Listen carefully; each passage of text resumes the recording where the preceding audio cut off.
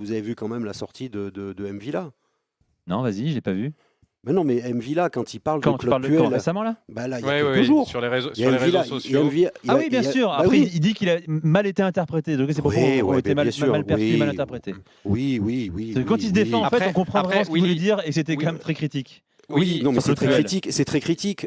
Et surtout, tu te Mais elle dis, met en cause la gestion de Claude Puel, en fait, c'est ça. voilà, c'est ça. Et puis il remet en cause aussi ses présidents. Donc je sais pas si t'es joueur, à la rigueur, tu peux être en colère contre ton entraîneur pour plein de raisons, mais remettre en cause tes dirigeants, ceux qui te payent tous les mois, ça c'est un petit peu moins.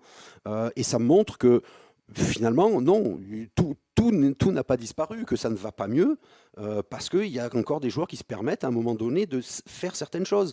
Tu viens de te qualifier pour la finale de la coupe, de manière, enfin, t'es vraiment passé par le petit trou.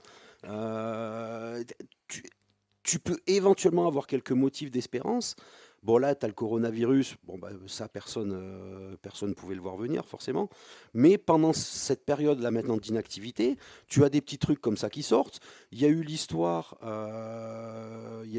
entre Ruffier. le directeur général, finalement, oui. qui était peut-être pas assez content parce qu'il n'avait peut-être pas tous les pouvoirs qu'on lui avait dit qu'il allait avoir. Enfin, j'ai l'impression qu'il y a toujours quelque chose, malheureusement. Ouais. Moi, ça me fait mal parce que tu c'est as vrai. l'impression qu'il y a toujours quelque chose. Là, on parle des blessés, on parle d'un joueur là, qui est pas tendre avec son entraîneur et ses dirigeants, on a parlé du directeur général, on a parlé de l'entraîneur, on a parlé des présidents. Ouais. On a l'impression que malheureusement, il y a toujours quelque chose. Et moi, ça m'inquiète. Ça m'inquiète Surtout quand parce tu dois que, jouer ta survie en Ligue 1, quoi.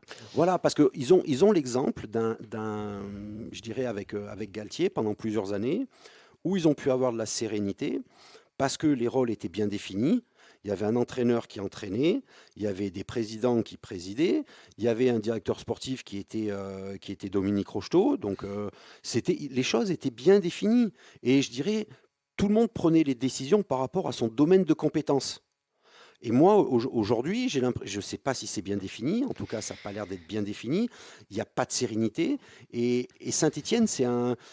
Voilà, Timothée, tu parlais, tu disais, c'est comme s'ils imaginaient qu'ils ne pouvaient pas descendre. Et ben, je te rejoins, moi j'ai peur. J'ai peur, Ouais. je le Après, dis, j'ai bien sûr. peur. Willy, J'ai peur.